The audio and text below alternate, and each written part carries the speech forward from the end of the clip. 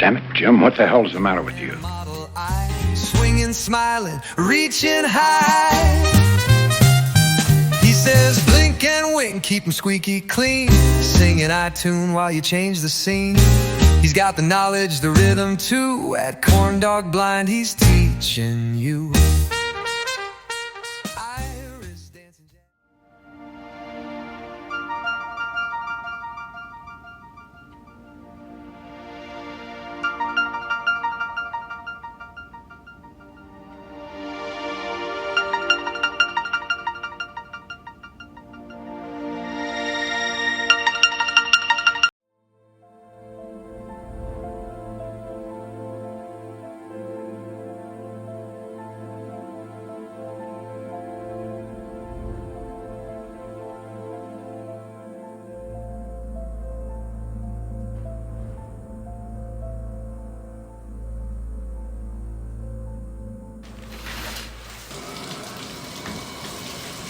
You go and get in the shower,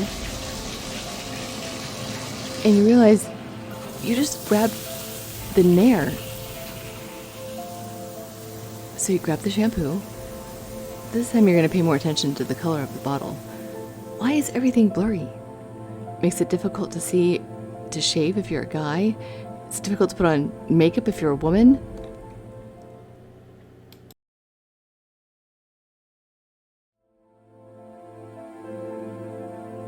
You cover over your right eye, you cover over your left, you cover your right eye again, you cover your left. Close is blurry, far away it's clearer, close is definitely blurry, and farther out is a bit clearer. You really gotta go. You don't have time to think about this right now. You will deal with it when you get back. You have a dinner to go to, so time to go.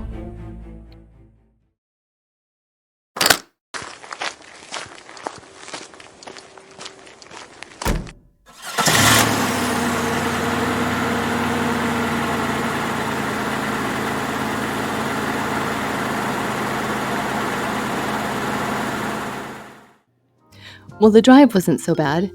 You could see far away and read the road signs okay. The dashboard was a little fuzzy. You were able to at least tell about what speed you were going. And you made it to the restaurant, only to find out that you really can't read the menu.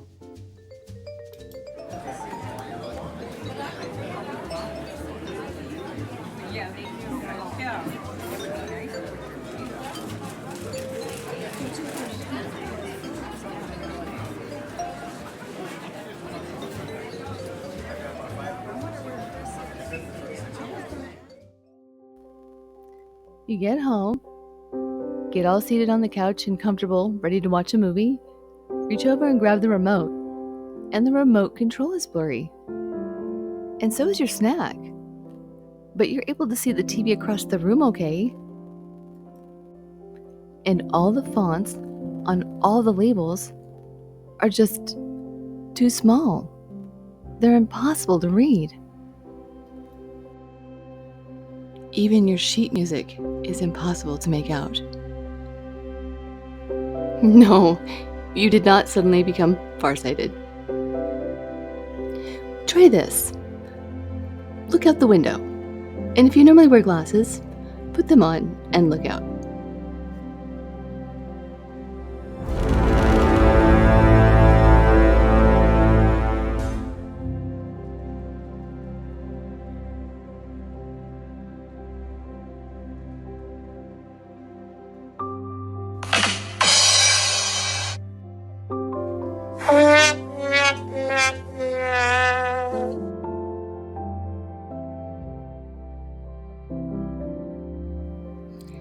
Doctors have a tendency to use a lot of big words, and it can be confusing sometimes. Well, a lot of the time. So let's see if I can make this easy to understand. The lens inside your eye is similar to a camera lens, like this one. Only, as you can see, The lens in the camera is going back and forth to accommodate for different focal points, where the lens inside your eye has nowhere to go. The muscles inside your eye can actually squeeze the lens, making it more round so that it can magnify, or it relaxes to allow it to become flatter, and that allows it to stay out in the distance. When you have a round eye, it's like the Goldilocks zone. It's not too long and it's not too short, and you're able to see up close and far away without correction.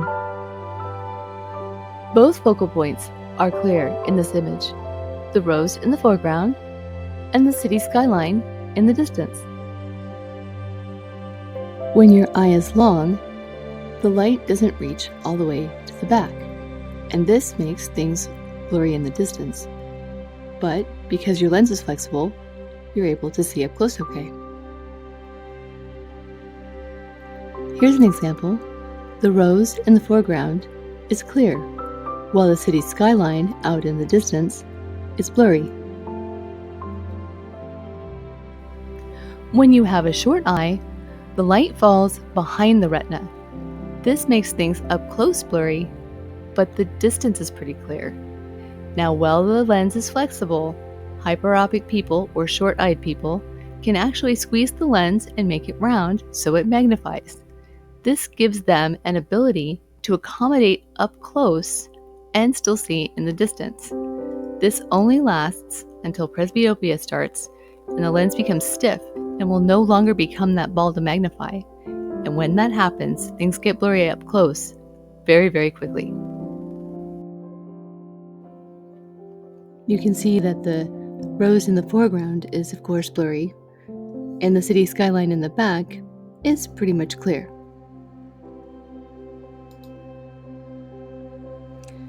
I just had to stop and take a quick minute to let you know that someone once told me presbyopia is a great social equalizer. It doesn't matter how much money you do or don't have in the bank. It doesn't matter what gender you claim or what gender you are. It does not matter what political party you are a part of or not a part of. It doesn't matter if you have a Dorian Gray painting stashed somewhere, sucking up all of your bad habits for you. It doesn't matter if you're a good person or a bad person. It doesn't matter what religion you are. It doesn't matter where you're from, what country you live in, how close you are to the equator or a pole. None of that matters. We are all going to end up getting presbyopia and needing cataract surgery. Guaranteed. If we live long enough, those are things that we are all going to go through together as a team. Well, hopefully as a team. I'll have a team. I'm gonna have a team. I am a team. So I just wanted to spread that to you. I want you to feel encouraged. I want you to get the craziest frames you can possibly get and have as much fun with it. Get colored contact lenses. Wear heterochromia lenses. Wear one color one day on one eye and another color on the other eye the other day, and be David Bowie one day. Or be anything you want to be. Because you can. Why not? Get fun lenses. You can. Enjoy your time. Enjoy your time. Play. Have as much fun as possible. All right, that's enough of that. Let's go ahead and get on to the next thing, but I just wanted to stop by and say, hey, give a little bit of encouragement because, like I said, we're all in it together. All right, let's get on to the next thing, guys. Have you heard of eye yoga? Well, don't give in to it because it doesn't work. There is no magic exercise, no magic diet, no magic drink, no magic pill, no magic eye drop that will stop you from wearing reading glasses or needing cataract surgery. And anyone who tries to sell you on it for $19.95 or whatever is just a charlatan. And I would be wary of them. Do not give them your money. In fact, keep an eye on them and watch them as they put on their reading glasses in order to see up close. Bifocals don't have to suck. If you've always had perfect vision and suddenly find that it's impossible to read your phone or see up close, You can get reading glasses practically anywhere. Just make sure to try them on and see if you can see your phone and read with them. And once you get them, get several pairs, because once you get home, they all seem to migrate. They'll end up in the bedroom on the nightstand. They'll end up in the bathroom. They'll end up in the kitchen. They'll end up at your desk, and they'll probably end up wherever it is you watch TV.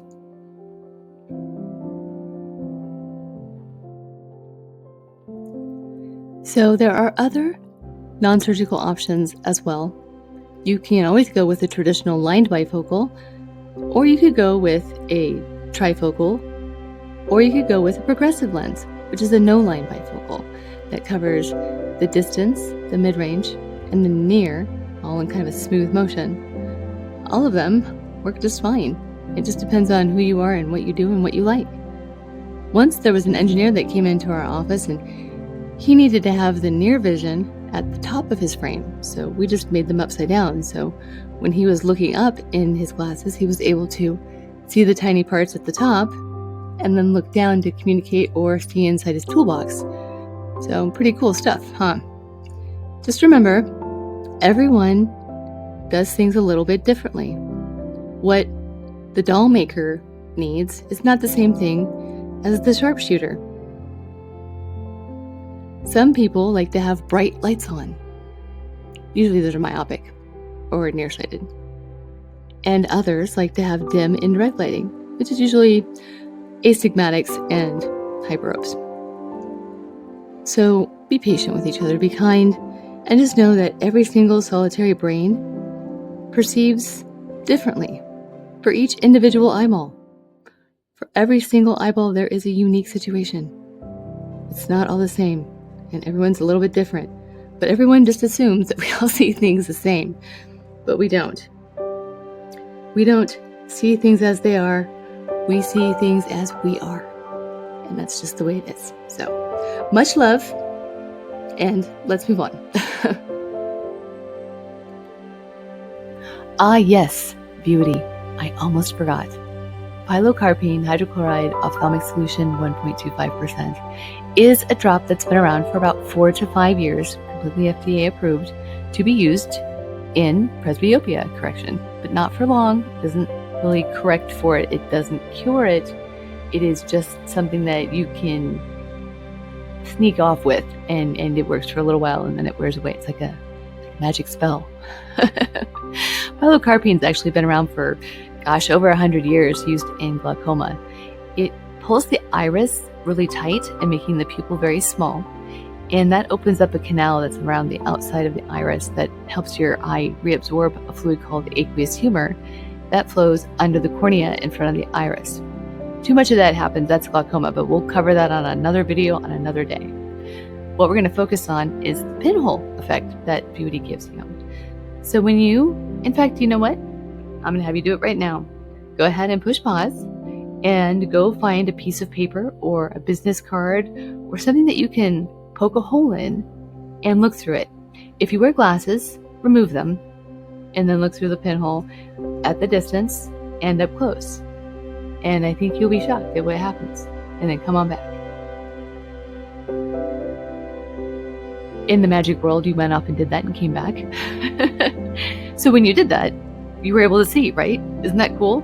So it concentrates light onto the most sensitive portion of the back of your retina. It's where the highest concentration of rod and cone cells are, and that's where your sharp vision is. That's why you squint when you can't see something. It's because you're concentrating light on that portion of the eye, which is what the pinhole does, which is what VUITY would make you do for 1 to 2 hours. Now, there's a slight caveat. Side effects are halos, headache, ocular discomfort, but most ophthalmic drops that are medicated will give you a slight burning sensation and redness or irritation over time.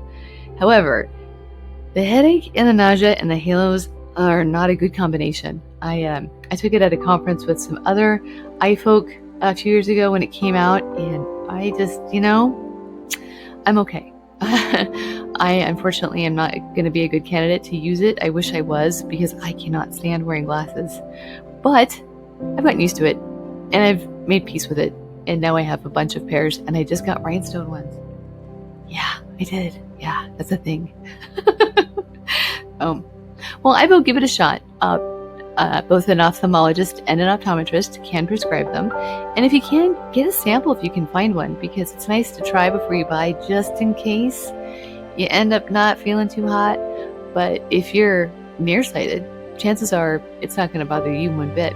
So I'm pretty sure there's another one that's out on the market too. I forgot the name of it, but I will put it in the description. But it's another one that's, I think, a little bit lower in the dosage. That's supposed to rival VUITY and do the same exact thing. It's the same exact medication. So, all right. Well, if you use it, please, please, please come back and let me know how you did, good or bad. I would love to hear how it worked out for you, or if you had any funny stories.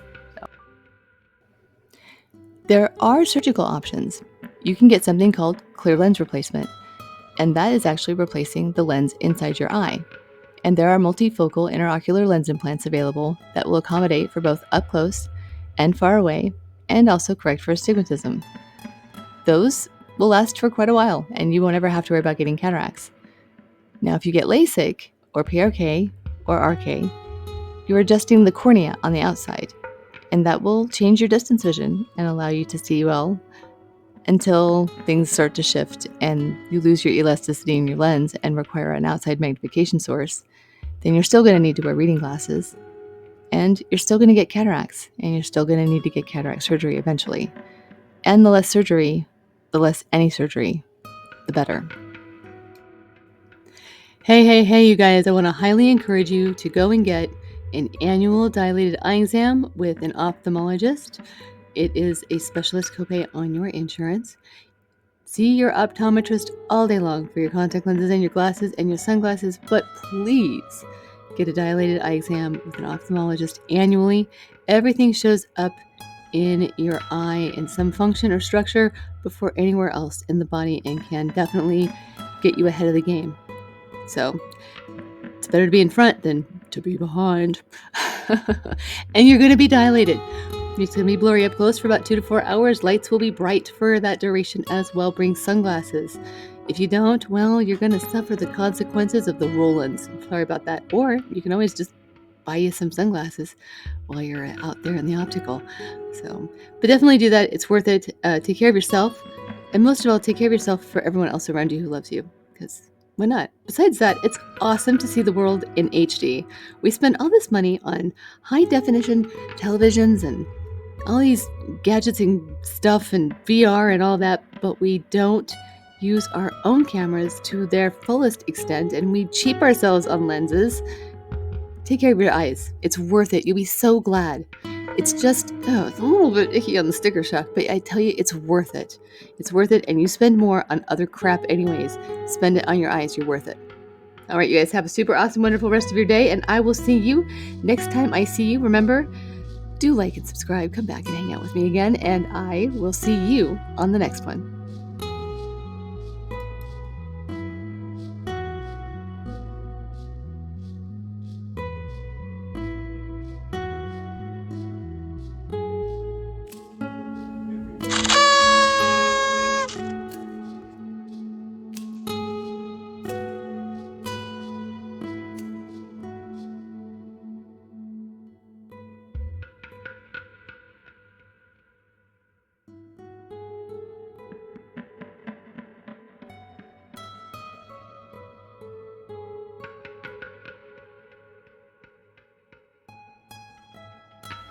I knew you'd get it, you bright little pupil. Subscribe to Feed the Eyeballs. Share to get the eyeballs seen. Like so the eyeballs know you care. And get notified to know what's next. Have a question? Want to see a topic get covered? Let us know in the comments or send us an email with CorndogBlind in the subject line. See you in the next video.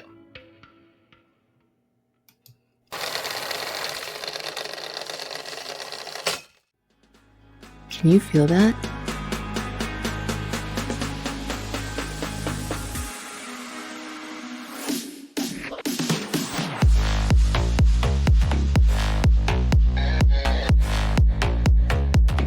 So why haven't you done it yet?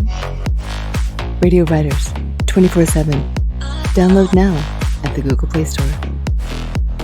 Feel the ride.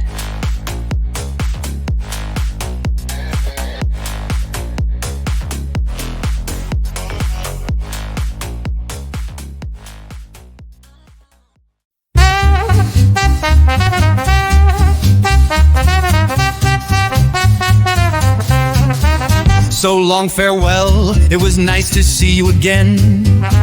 Until later, don't be a hater, and just hit subscribe. And while you're still here, give me a like, and please don't forget to subscribe.